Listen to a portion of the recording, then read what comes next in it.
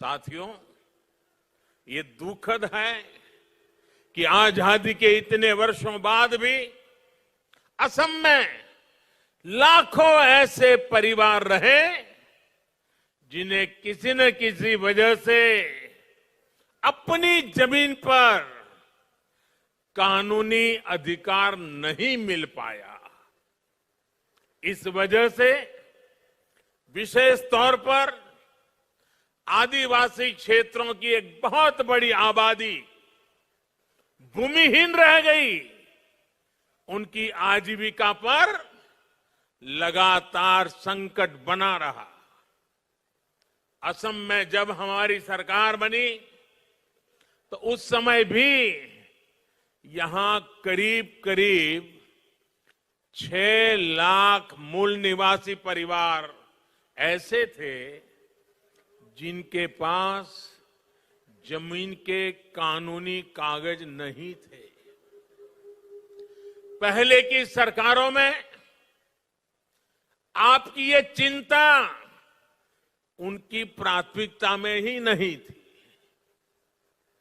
लेकिन सर्बानंद सोनोवाल जी उनके नेतृत्व में यहां की सरकार ने आपकी इस चिंता को दूर करने के लिए गंभीरता के साथ काम किया।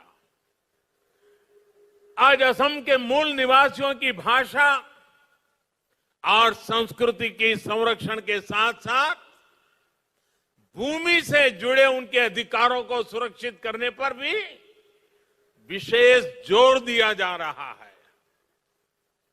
2019 में जो नई लैंड पॉलिसी बनाई गई है वो यहां की सरकार की प्रतिबद्धता को दिखाता है। इन्हीं प्रयासों का परिणाम है कि बीते सालों में 2.25 लाख से ज्यादा मूल निवासी परिवारों को भूमि के पट्टे सौंपे जा चुके हैं। अब इसमें 1 लाख से ज्यादा परिवार और जुड़ जाएंगे।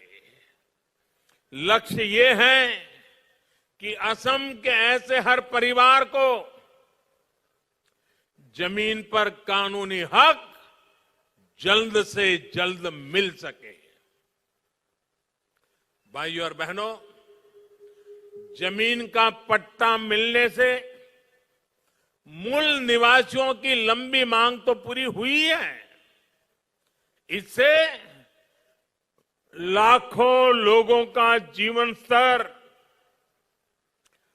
बेहतर होने का रास्ता भी बना है। अब इनको केंद्र और राज्य सरकार की दूसरी अनेक योजनाओं का लाभ मिलना भी सुनिश्चित हुआ है, जिनसे हमारे ये साथी वंचित थे।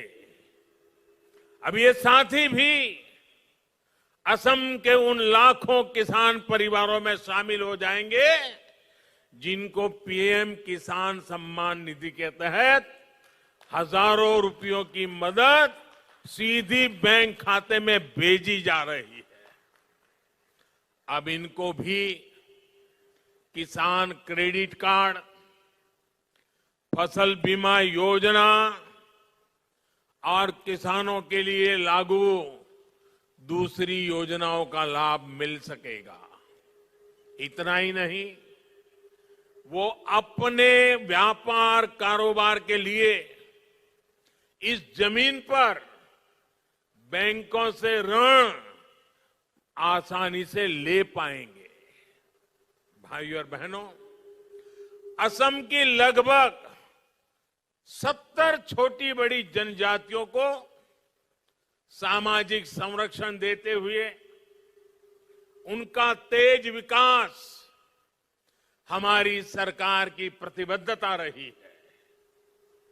अटल जी की सरकार हो या फिर बीते कुछ सालों से केंद्र और राज्य में एनडीए की सरकार, असम की संस्कृति, स्वाभिमान और सुरक्षा हमारी प्राथमिकता रही है।